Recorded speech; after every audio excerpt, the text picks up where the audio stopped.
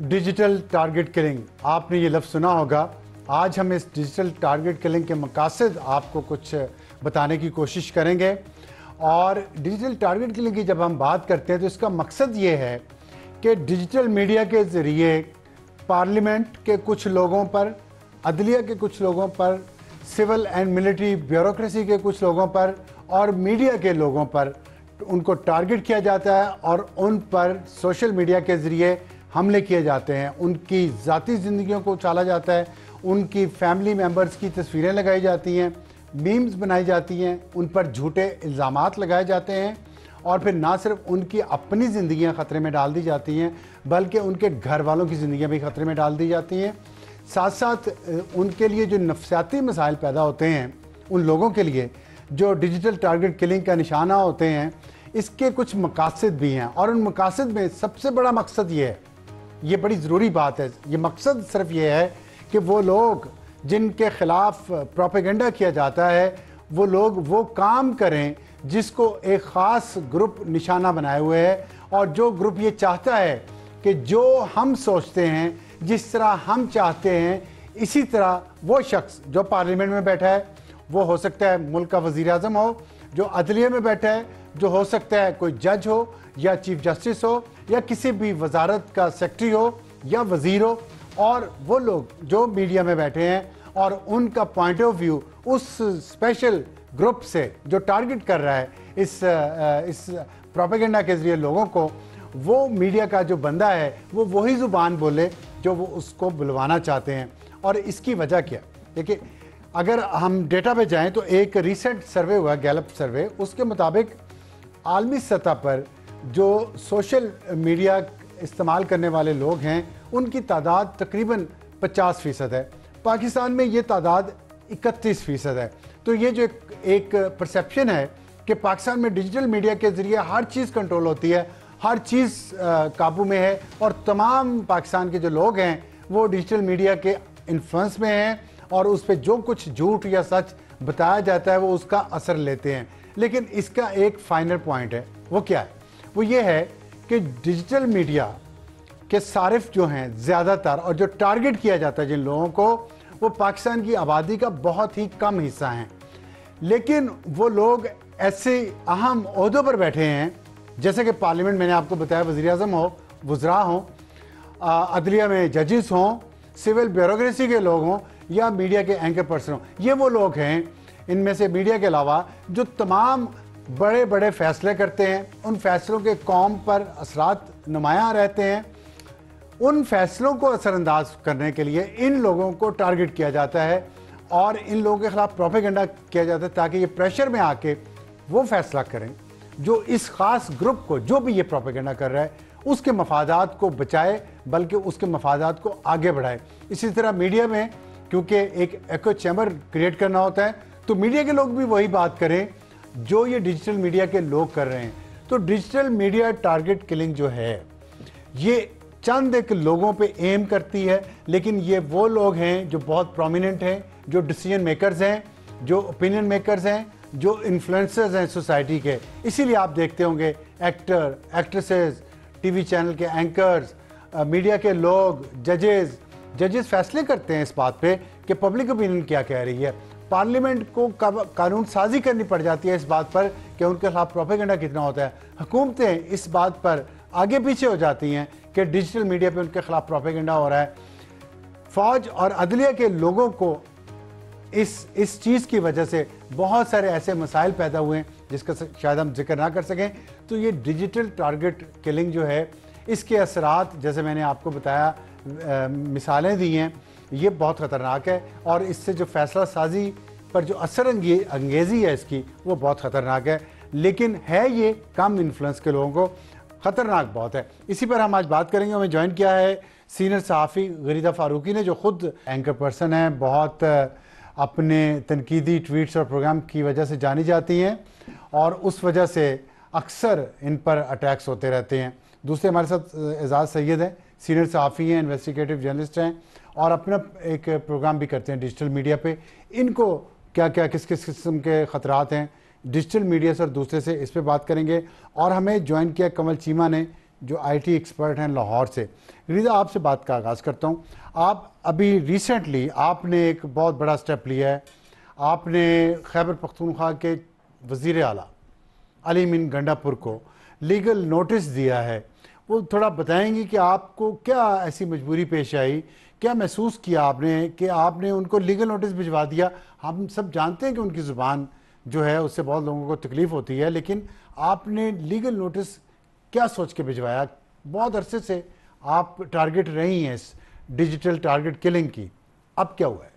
بہت شکریہ ابصار عالم صاحب. اٹس اپلائیا, it's an honour to be in your program. آپ ہمارے سینئرز ہیں, ہم سینئر ہیں, ہمارے باسز میں سے رہے ہیں, آپ سے بہت کچھ سیکھا بھی ہے. اب آپ کے پروگرام میں آ کے اپنی بات کر رہے ہیں. مجبوری کیا ہے, ضروری کیوں ہے؟ میرا خیال ہے کہ یہ ہر صحافی کے لیے, ہر شخص کے لیے, ہمیں تو خیر بطور صحافی اور پھر ایک بطور خاتون صحافی ٹارگٹ کیا جاتا ہے, لیکن ہر شخص کے لیے بہت ضروری ہے کہ جب اس قسم کے الزامات لگ رہے ہوں تو you have to stand for yourself, you have to fight for yourself. کیونکہ اس وقت پاکستان کا جو معاشرہ جتنا تباہ و برباد ہو چکا ہے, جتنا سوشل فیبرک ہمارا تباہ و برباد ہو چکا ہے.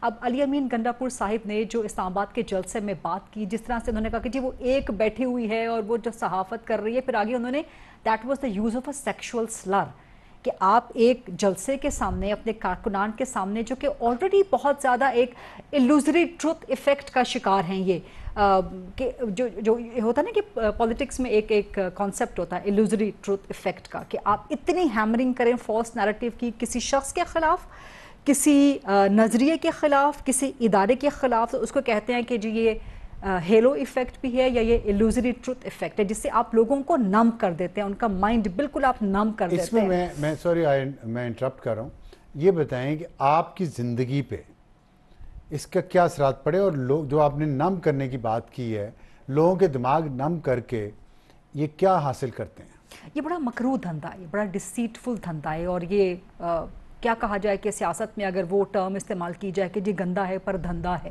یہ چیزیں پہلی دفعہ پاکستان کی تاریخ میں یا دنیا کی تاریخ میں استعمال نہیں ہو رہی. اس پہ ذرا میں آگے چل کے آتی ہوں. جو آپ نے کہا کہ آپ کی لائف پہ کیا فرق پڑتا ہے, الحمدللہ Absar Sahab I have nerves of steel, تو مجھے کوئی فرق نہیں پڑتا. لیکن بہت لوگ مجھ سے یہ پوچھتے ہیں, خاص طور پہ صحافی کولیگس میرے, اور ان میں بھی خواتین صحافی, کیونکہ میں نے ایسی اپنی کولیگس کو بھی دیکھا ہے کہ جن کے گھر ٹوٹتے ٹوٹتے رہ گئے ان پہ لگنے والے الزامات کی وجہ سے, اور وہ الزامات چند ایک تھے.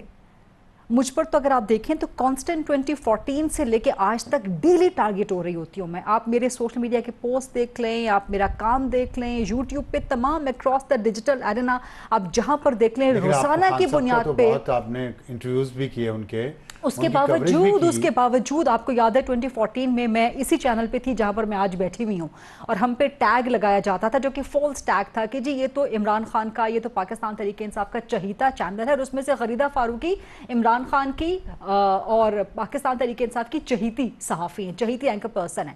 تو ہم لوگ تو لاہور سے لے کے اسلام آباد تک میں نے تھرو آؤٹ ان کا وہ لانگ مارچ کور کیا تھا. مسلسل ہم لوگ فیلڈ میں ہوتے تھے, صرف رات سونے کے لیے گھر جاتے تھے, باقی سارا دن ہم لوگ وہاں ہوتے تھے.